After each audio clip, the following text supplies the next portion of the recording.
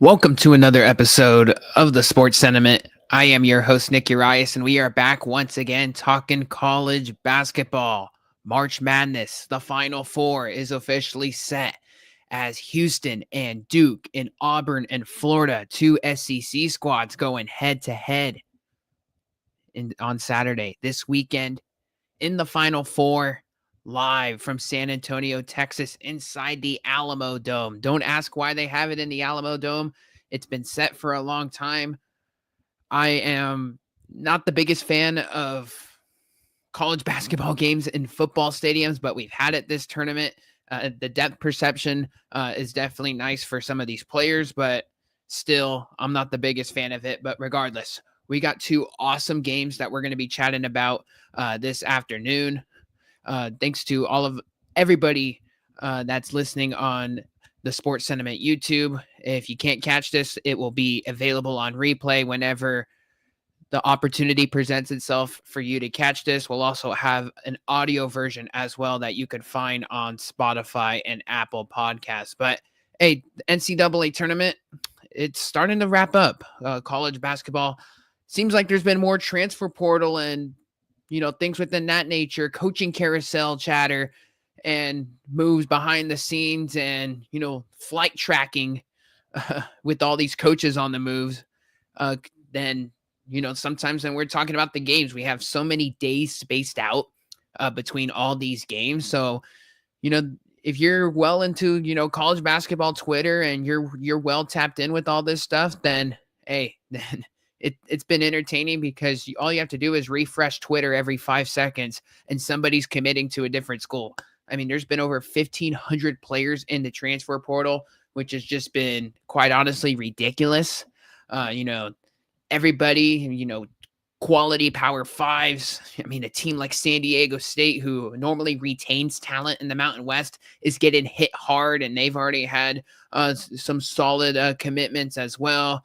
We've had several Mountain West coaches, depart, some of them, by athletic directors, just pulling the plug, that being the UNLV situation. But New Mexico and Colorado State getting some new head coaches. I personally love the moves. Ali Farouk Manesh for Colorado State, he gets promoted, was on the Tim Miles staff. Now he served under Nico Medved for such a long time, and now he waited his turn, and he's going to finally get it.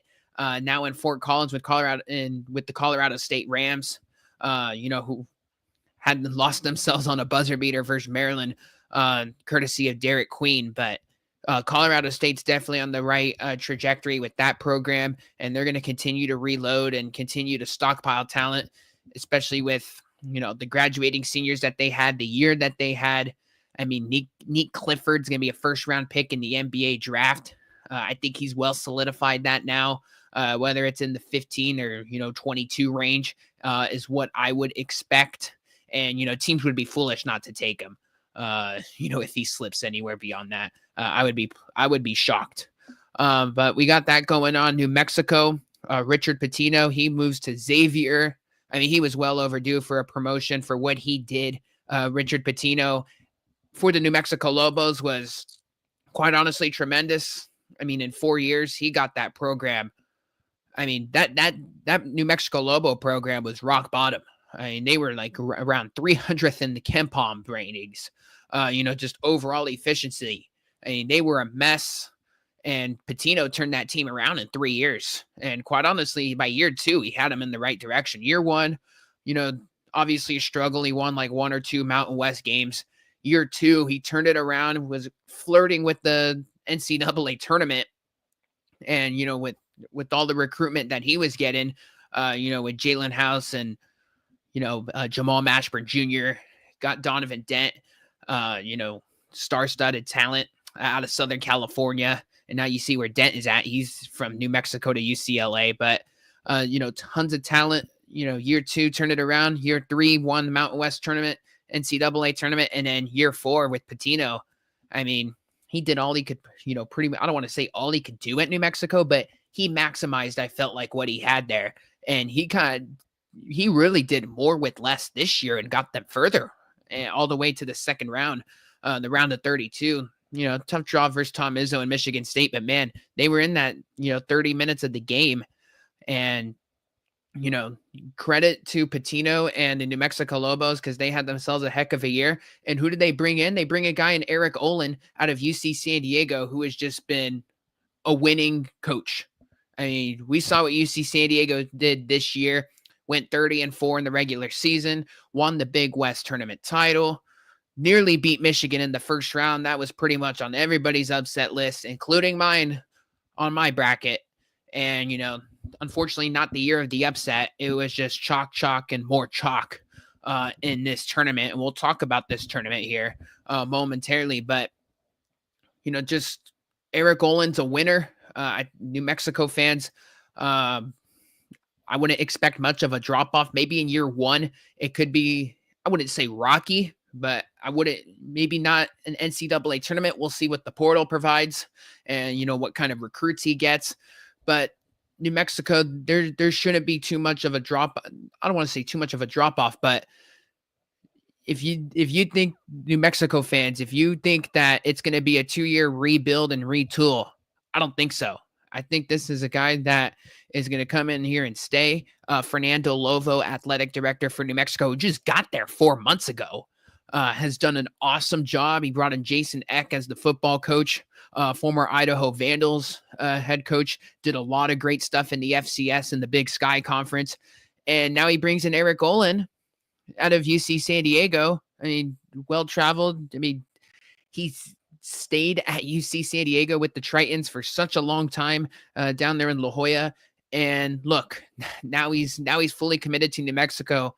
I mean, I don't think this is going to be like a Utah State situation or anything, which, Utah State, brings back Jared Calhoun, highest paid coach in the Mountain West. But, for New Mexico, I wouldn't expect a one and done here, 1 year and he's gone type of ordeal here for Eric Olin. I think he's going to want to continue to build. That's what he did at UC San Diego. That's what he's done everywhere. So I really like the hire there for the New Mexico Lobos. I mean, all these Mountain West teams, I'd say did a really good job. The Josh Pastner hire for UNLV is an interesting one. Coming off, took some time off, was at Georgia Tech during, all the COVID stuff, won at Memphis. He's got some winning in him. I like his energy a lot. I mean, this is a guy, I mean, man, you could tell he was on TV for 2 years, doing a bunch of, in the studio analyst for ESPN. And, hopefully we get a chance to talk to him if the opportunity to provide itself, potentially at some media day and stuff like that. But hey, we'll see how that pans out for UNLV. I'll tell you what, from just the attitude and what we've seen so far, I don't know what he's going to bring for, what he's going to land in the portal and recruits and stuff like that, because everybody from the Kruger era is gone.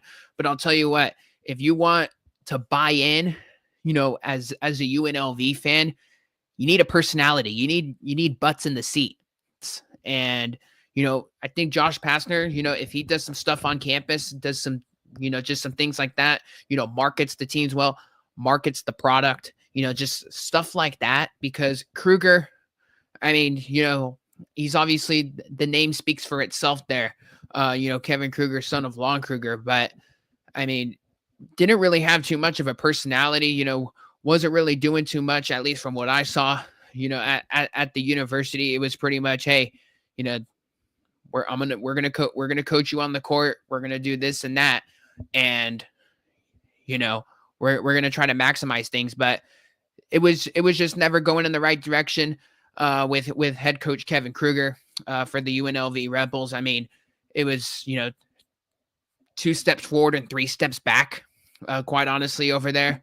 And, changes need to be made. UNLV, I mean, it's got a lot of history over there. And, the fact that they couldn't get really too much done there during the Kruger era, I don't like calling for people's jobs, but I would just say it was probably the right move that they pulled the plug. I will just say that. So we'll see what things happen here. Every team's getting hit by the portal right now, and you're starting to see some big dominoes coming off the board. Um, you know, we'll see what happens there with the transfer portal, but this is going to be going on for a few months here, and to see who commits where. And some teams are going to have to go deep in the archives. We've seen teams go deep Division 2, junior college route. Some teams, just like to go experience. And I think, with the Mountain West schools in particular, I think you can go a little bit more experience. And I think that's the way you're going to have to go with all the, just with all the upperclassmen that are in this league now. I'll tell you what, the league did get hit pretty hard by some of their tier 1, tier 2 players. I mean, a lot of, really talented guys left. Like, I would probably say, and this is, just speaking right now, right after 4 o'clock on April 3rd in 2025 here, I would say, your biggest returner coming back in the league is Mason Falslev for Utah State. So that tells you right there. There was a lot of, big dominoes that came off the board. I mean, Nick Clifford, NBA draft. Nick Davidson committed to Clemson, Mr. Nevada. I mean, you had Donovan Dent for New Mexico. He's at UCLA. So a lot of the top players on a lot of these, upper echelon type, teams in the Mountain West, they're not returning them. So all of a sudden you're going to have some new faces within the league. And, I would say that's a little bit different for the Mountain West. I would say for the past couple seasons, because we've been just so used to, the same players just dominating and dominating. It's very rare now, I think, that you're going to get a Tyson Degenhart that commits to 4 to 5 years, to one school and, really dominates. That's just kind of the way we are at with this, just the college sports now. So a whole lot of new faces. I mean, get ready because you're not going to know where guys are at until, like, I would probably say, in the season, like in January, and when conference play rolls around, you're like, what? Like, this guy's here now? I mean, that's the way we're going to be at. Who knows? They might be in the portal before you realize that they were at that school to begin with. So, I mean, it's crazy stuff in the college world right now. In my backyard, San Jose State got hit pretty hard. They got themselves an entire new starting lineup coming next year, and in even more. They graduated. They're going to be graduating a bunch of kids, and then all the returners, pretty much all the key rotation guys are in the portal right now. So it's all craziness right now. So we got that going on. But hey, let's talk some March Madness. Let's talk some, the NCAA tournament. We got some good stuff within the Final Four. So here's our bracket. All well and nicely settled now. It's going to be even more solidified by this Saturday, and even more so by Monday night. But man, this is the first time that, where we're really having, 1 seeds in quite some time. All 4 number 1 seeds advance to the Final Four for the first time since 2008, only the second time in tournament history. So this is definitely, some uncharted territory, the way we are standing right now. So, this is the way things go. I mean, I guess sometimes we said it was chalk, and more chalk. Honestly shocked that there wasn't a massive upset in this bracket, if we're being quite honest. I mean, it was pretty crazy. I'm one of these guys that don't go too crazy on, just the overall. We're going to pick every single upset. We're going to pick a 16, a 15, and 3 12s, and all 4 11s. No, I'll simply go, maybe a 13, 2 12s, and something along that. We said during the preview, when the bracket came out, that this thing was going to be, don't be shocked if it's top 4 seeds throughout this thing, because that's the way it normally goes. But I did not have 4 1 seeds coming into this. I would say that was pretty shocking, but we'll see how the next 3 to 5 years go. This might be the new trend where, with the NIL, and you're just not going to get many, I guess, Cinderellas blowing up everybody's bracket. You know, sometimes there's an injury or two, and that will change some things. But this is the way things lined up this year, and I think there was a lot of teams out there, like the 2 seeds were all, as crazy as it sounds, a little offensively challenged. Like, they as good as they were, they had to win in certain ways. Like, St. John's had to beat you with your physicality and grit and grindness. Michigan State, they had a lot of depth, but they were a big time tough 2 and beat you at the free throw line type of team. Terrible 3-point shooting team. So I think every team had their flaws. I mean, Alabama, guns blazing 3-point shooting team. And when they ran into a team like Duke, which, I think it's been evident how good Duke is this tournament. But when you run into a team like Duke, that style of play is going to only take you so far for the teams that they beat, where you can outscore Robert Morris, dominate your pace of style versus St. Mary's, and then just go bombs away on BYU because they don't really guard anybody. And so you could get away with some of those. But Alabama was a team that got exposed obviously quite a bit versus Duke as well. But this is the way things are shaping out. Auburn, coming out of their region, Duke coming out of their region, and then pivoting towards the other side here. We got Florida. Florida, man, they've been electric. Beating UConn, getting the scare. Taking care of Maryland pretty easily in the Sweet 16. And then having the crazy comeback versus Texas Tech. Florida has been as advertised, from an entertainment standpoint, I would say.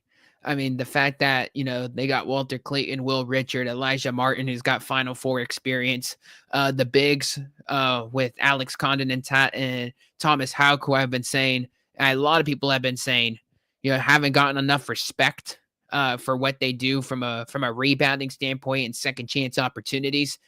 And I get it. All the attention's going to go on Walter Clayton Jr., which when you have 30 points in Elite Eight and, you're the star of the show, I totally get it. But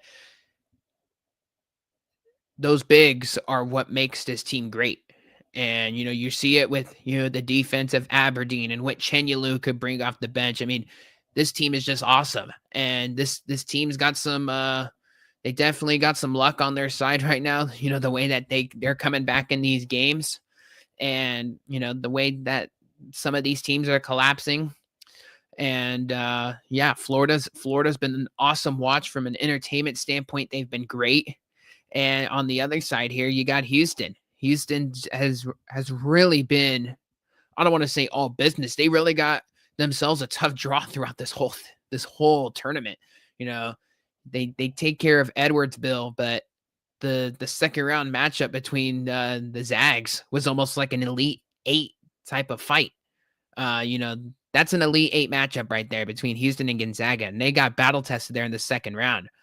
Houston is one of those teams where they made the transition, the conference realignment move from the American to the Big 12. And that's when I've really started to buy into Houston. Not that they weren't good in the American, but they just weren't battle tested enough. I felt like, in the American, they'd face Memphis. Memphis would give them a good fight once a year. You might get the scare from a Cincinnati or Wichita. And, that's about it. They'd steamroll everybody else, and they wouldn't even have to try on offense. They'd beat teams based on their defense. And since moving to the Big 12, not only has the Big 12 track record in just 2 years been insane, but, playing on the road in Lubbock, going on the road, to Iowa State last year, going to Allen Fieldhouse and winning in double overtime this year, winning some street fights along the way as well. Even the games where they were supposed to win by large margin, at the Bounce House versus UCF, the fact that, they get a little bit rattled, trail from behind in a game that they're supposed to win, would go as, a not so great loss on their resume. And then they come out and win on a Jawan Roberts, game winning layup, in Central Florida. Like, those are the games that help you in March. And, maybe the old Houston teams maybe get rattled in a game like the way Gonzaga went, where Gonzaga just came storming back late And the Houston Cougars never really panicked. Those guys, Milos Uzan, LJ Cryer, the rest of the bunch with Roberts and Tugler, those guys got experience. They've been with the program for a long time. But I just think those games and your conference schedule and you being battle tested will help you. Now, obviously, Duke is kind of the exact opposite of that this year in the ACC, but they've responded nicely. I give a lot of credit to John Shire, who I don't think has gotten enough credit for the Duke Blue Devils head coach, but he's definitely done some great things. But man, Houston beats Gonzaga in round 2, which a game that should have been played in the Elite 8, but with all the missed seeding, that happened. They beat Purdue. They were up double digits on Purdue. And then they come, Purdue finds a way, to battle back. Credit to them. Matt Painter himself, a good coach. He's shown that now this year, especially without Zach Edey, and even last year, getting his way to the national championship game. I think we could finally remove those narratives of, him collapsing in March out the window now that he's done it in back-to-back years. Built some impressive runs with the Boilermakers. But Houston, with Milos Uzan and company, in that game versus Purdue, finding a way to get it done there. And, Houston winning by 2 there, off the terrific ATO. Then they play Tennessee in a game in Indianapolis, where Houston really just punched Tennessee in the mouth early. Really just a game where you got the number 1 defense versus the number 2 defense, and whoever performs offensively better is going to get it done. I've been critical of Rick Barnes, over the past couple seasons with what he's done, with his teams in March. But the fact that he got his squad to the Elite 8 was very impressive to me. And, Houston was just was way more better offensively. I think you would say that they're probably better offensively. I'd take Kelvin Sampson over Rick Barnes in March for sure. And, Houston is a team that this is probably one of their better offensive teams, that Kelvin Sampson's ever had. I think Milos Uzan is just the ultimate X factor, in a game this weekend that we have squaring off here. So, the Final Four is going to be awesome. In San Antonio, you're going to have Florida versus Auburn, which is a matchup where, we saw it this year, where, Florida and Auburn, a game in the jungle. The only loss that Auburn had at home was to the Florida Gators. And it was a game where Florida punched them in the mouth early on the road. They hit a bunch of jump shots early.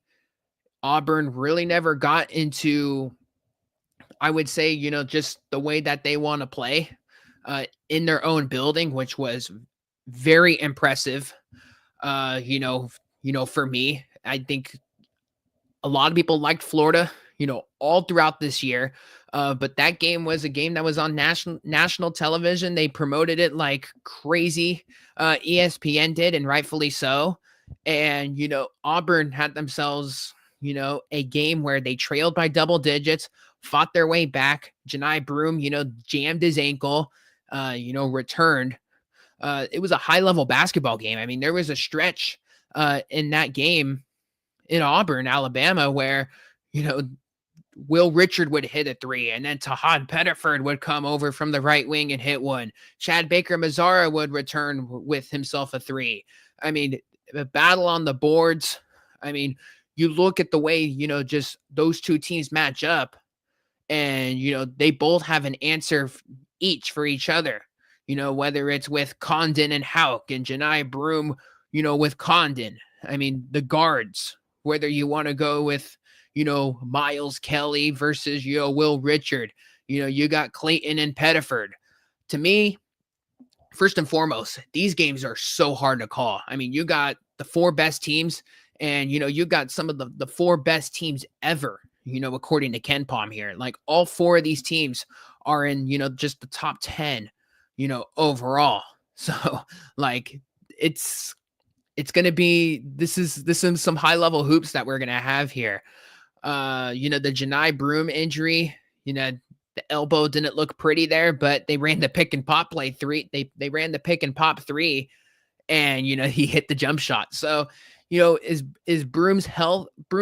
I mean, his ankle's been, he had the ankle injury early in the not early in the regular season, but like midway towards the back half of the regular season. And he was not 100% with it, especially in the game that he suffered in it. It was before the Florida game. I'm trying to remember which one it was. I think it was when they were at South Carolina, or maybe the game before that. But you know, Auburn has shown that they got the depth, that where, they're going to obviously need Broom in a game like this. I'm not going to deny that, but Tahad Pettiford's definitely a guy. We saw it in the Sweet 16 game versus Michigan, where he can take a game over if he needs to. And, star-studded freshman, we'll see if he declares for the draft. I imagine he will. I mean, he's one hell of a talent. I mean, Miles Kelly, another guy, he led the team in points in that game, in the regular season game, the 90-81 Auburn loss. He had like 22 points, a team high. So Auburn's got all the weapons to match up with Florida here. And, to me, it's a coin flip game. Now, Auburn was a team that peaked extremely high early on in the regular season. Like, they were incredible in Maui and weeks after that. And then Florida's kind of took all their steam a little bit here, especially, towards the back end of February into March. So I think there's going to be a lot of people that are high on Florida, rightfully so, but they've been playing with fire here. And I would say, Todd Golden in his first Final Four, these two coaches know each other extremely well. Todd Golden was an assistant under Bruce Pearl at Auburn, for a little while. And before he got the University of San Francisco gig, Pearl actually helped Golden get that USF gig, knew the athletic director pretty well out there in San Francisco at the time. So, those two guys are extremely close, but Golden said, to the media this week that we don't necessarily like playing each other.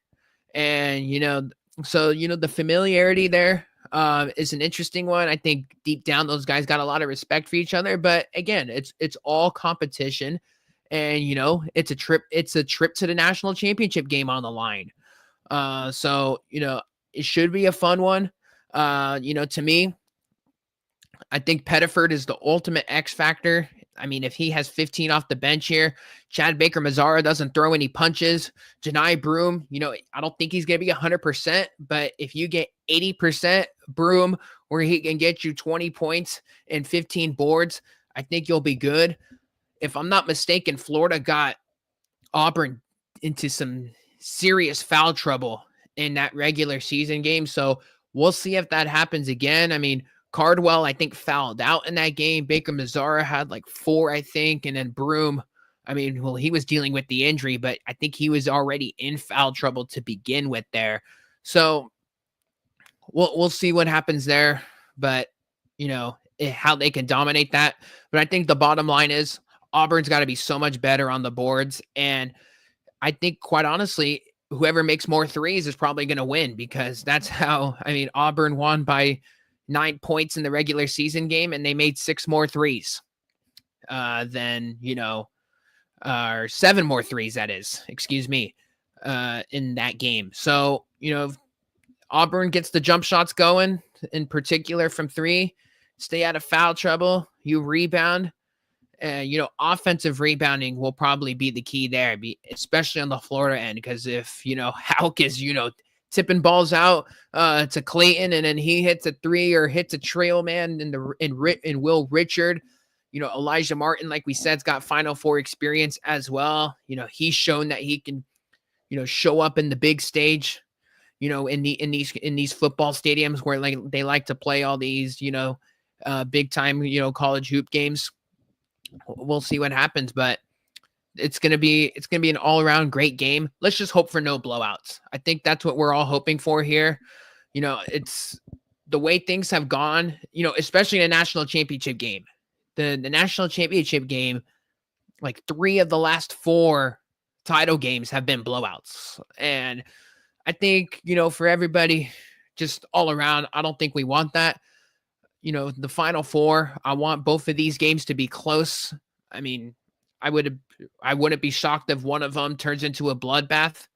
Not that I want it to. I don't think it's going to, but I mean, these games, some of them, they don't go as expected, as we know, and I don't know which one it could be, but I don't want that to happen, but it very well could. And if it's going to happen somewhere, it could happen between Houston and Duke. Now, this is another one of those coin flip type games. Houston and Duke. I mean, just incredible. You got 2 1 seeds going at it. Kelvin Sampson, he'll be playing in his 3rd Final Four, his first since 2021. And the Duke head coach, John Shire, give him some respect. I mean, this is a guy that was behind Coach K, Mike Krzyzewski. And, in year 3, he's got the Blue Devils to the Final Four. I don't think like I said, he's gotten enough respect. I think everybody's Coach K, he set the bar so high that, everyone, I think, probably just viewed Shire as, okay, you're just Coach K's replacement, but that's not the case. Like, this guy can coach. You see it in big games. They haven't played too many big games this year, but in the non-conference, that definitely showed. They had the Kentucky loss, but in March, this is where you make your money.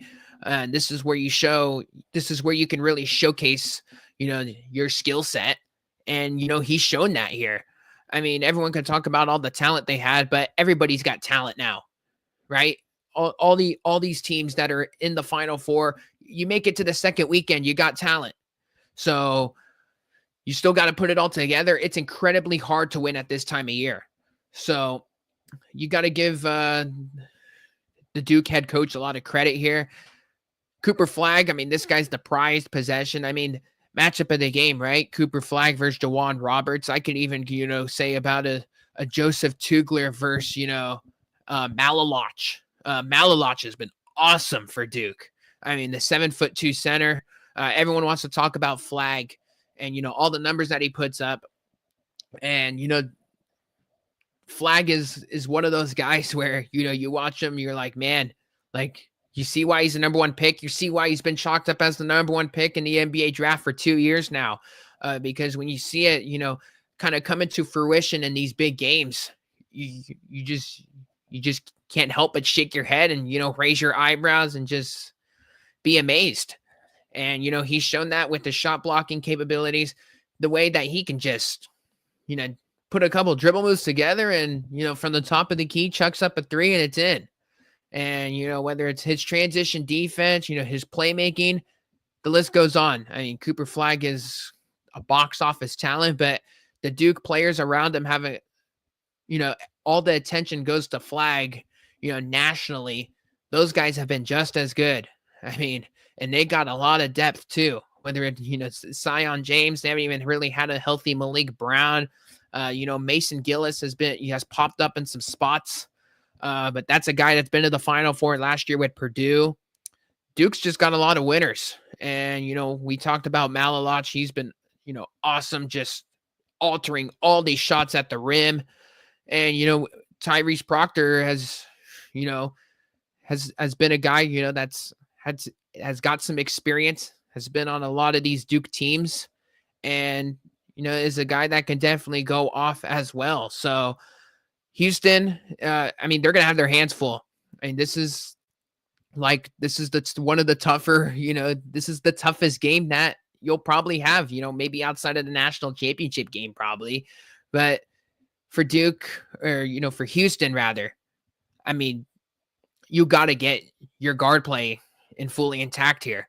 LJ Cryer and Milo Juzan, I mean, I think both of those guys have to have great games for them, for Houston to win. Houston's defense, they're a defense first team.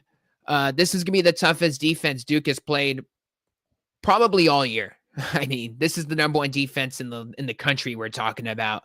The way Houston likes to ugly it up, their practices are different from any other in the country. The way that they dive for loose balls and practice dog piles and, you know, focus on rebounding probably more than any other team in the country, in defensive rebounding and the way the ball bounces. And it's next level insanity, the way that team, goes to work behind the scenes. But, this is going to be a tough challenge for both sides. I think for Duke, this will be their toughest test, from a defense that they'll be facing all year. But I think Houston, this is going to be the toughest offense that they might have to go toe to toe with. Those Big 12 teams, they're very good, but man, for I'd say Duke the past month has just been, otherworldly. A lot of these teams, like I would say Duke has probably looked the best out of anybody in this tournament. Now, you go down the line on who they've played. Like they've played Alabama. They took Baylor to the woodshed. Once when Norchad Omier got 3 fouls, Baylor was done for. For the most part, I would say even going back the last 4 years now, the team that looks the best in the tournament from an eye test perspective, which I would say that's Duke this year, probably goes on to win a national championship team. The UConn teams the past 2 years, I think you can make a fair argument for that Kansas squad in 2021 when they beat North Carolina in the championship. Or am I getting my years mixed up? 2022 Kansas. And then that Baylor team in 2021, with Jared Butler, Davion Mitchell, Maceo Teague, and, their big guys down low. So that's just the way I see it. I personally had Houston before the tournament started to go to the national championship. I mean, Kelvin Sampson, that dude's been long overdue for a national championship. He's in the second Final Four. He's had injuries derail him. And we've talked about it, like with the Milos Uzan thing, that his emergence is for real. Like he won them the game versus Purdue with the way he can just go off from three. He's gonna have to hit 4 to 5 threes in this game.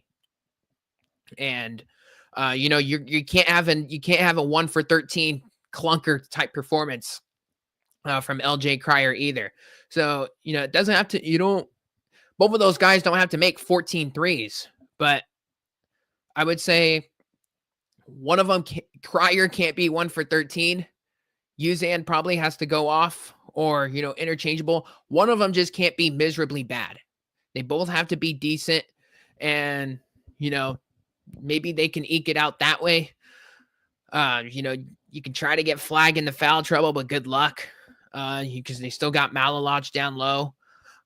So, I would probably say I'm going to go ahead and say Houston, probably 2 or 3. But, I mean, if you have any confidence, in any of these 2 games as far as picks are concerned or anything like that, by all means, knock yourself out. But, man, I'm just hoping for 2 great games.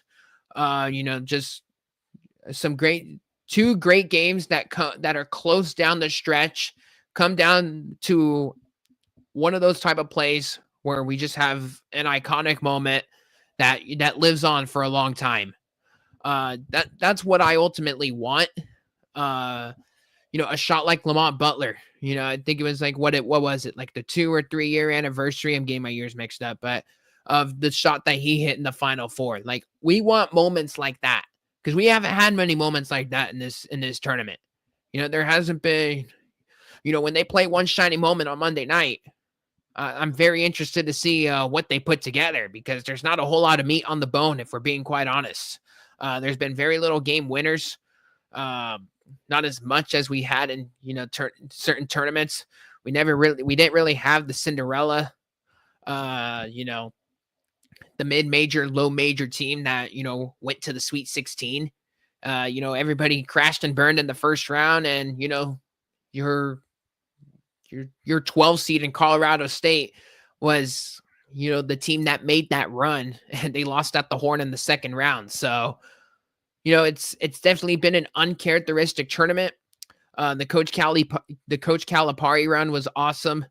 The way Texas Tech won that game and then blew it, the next game in the Elite Eight was definitely dramatic. They've played some crazy games, but you know, we can't. I'm not gonna sit here, and complain about it. It's definitely been the ultimate chalk tournament, but sometimes that's the way it goes. So, um, you know, I think these two games this weekend, I think will redeem themselves of what we've gotten the first 2 weeks, of the tournament. If you get two classics, then I think the whole thing's a wash. You get two games that come right down to the wire. You get a buzzer beater at the horn, and you get an overtime classic that comes, down to the final seconds. I think we'll be all good, no matter what happens in the national championship game. But you know, that's where we're at with that. I think we should have, like I said, two terrific games. You got a Florida-Auburn matchup, two teams that know each other extremely well, playing in the same conference, and obviously those two coaches, very familiar with each other. And then you got the Duke Blue Devils, who have been the best team eye test wise this tournament, versus the Houston Cougars, the best defense in this tournament. So we'll definitely be rooting for some good games there. And let's just hope for some dramatic finishes, with some high level shot making, to go along with it throughout the process. But I think that will just about do it here for the live. May come on Saturday night. If not, we'll chat on a Monday. Looking forward to previewing the national championship game. Yeah, that's what we got right now. We're gonna get into some more. We're gonna get into some NBA conversations down the road here, because as much as the college game is awesome, I'm not gonna lie, the NBA has been on a heater the past 2 weeks. With the hometown squad and the Golden State Warriors starting to pick things up and peak at the right time. Um, Playoff push out in the Bay Area. It's definitely got some buzz out here. So we're definitely going to talk about that. Some playoff matchups. Finally, the regular season, everyone's throwing in the white flag for Cooper Flag. Right now, all those garbage NBA teams looking forward to the NBA draft. And, for college basketball, I mean, the hoops portion of the season is coming to an end. But the portal stuff, I mean, that will be going on till the summertime. So don't worry. We could definitely come on and, talk some portal updates, when the dust settles. But I don't know if the dust will be settling anytime soon, because more and more the top, the top guys are committing right now. But man, it is utter chaos right now. And, chaos is, putting it simply, in simple terms. So, that's what we got going on in the college landscape. A great game tonight, between UC Irvine in the NIT versus Chattanooga. That's an ESPN nationally televised game. Miles Che, the UC Irvine point guard, was a former Chattanooga Mock. So you want to talk about a revenge game? That will be going on in Hinkle Fieldhouse, so that should be an awesome watch. But hey, I mean, between the NCAA tournament this weekend, the NIT tonight, the college basketball crown to me has been not very good. It's been I was expecting a whole lot more people out there in Vegas in that MGM ballroom, to watch those games. I know it's just for NIL, but I think, quite honestly, the whole thing might just be it's a mess, because I think you got kids in the portal playing for these teams. Like, I don't know what's going on there. I think every team is approaching it differently, but it's getting a little chaotic with that college basketball crown tournament. The games are nationally televised, but I'm shocked there's not a lot of people there. Maybe just because they're weekday games, but still, it's Vegas. It's happy hour every hour out there. So the fact that the crowd turnout hasn't been great for that tournament has been a little bit shocking. I mean, I'm not expecting it to be sold out or anything, but at least 50% capacity or something. Like the NBA play-in tournament or the NBA Cup is doing better than the college basketball crown tournament. And we see what these college fan bases are about. I mean, they will most definitely travel, but I think that might just be with all do teams really want to? Do people really want to go travel in April? You know, when you got all this March Madness stuff going on, but still no excuse. It's Vegas. Who doesn't want to go to Vegas? But that it is what it is, I guess. This is we'll see how it turns out. Maybe things will heat up towards the semifinal and final, but I don't know. People are there for people want to go to the big dance, not some trophy that's got some crown on it and is going to benefit the players. So I don't know. I'd like to get some other the fan bases that are in it, their side of the story on it and the way they feel about it. But I think that will just about do it for this live edition of the Sports Sentiment. We'll be back. We'll be tweeting stuff out maybe on Saturday after the games. If not, on Monday, we'll recap the Final Four matchups and look forward to the national championship game in San Antonio, Texas. Once again, I am your host, Nick Urias. Thanks to everyone who tuned in here on the live edition. You could go ahead and replay this. It will be up on YouTube. It'll be up on Spotify and Apple Podcasts shortly. Once again, I am your host, Nick Urias, and be sure to subscribe wherever you get your podcasts.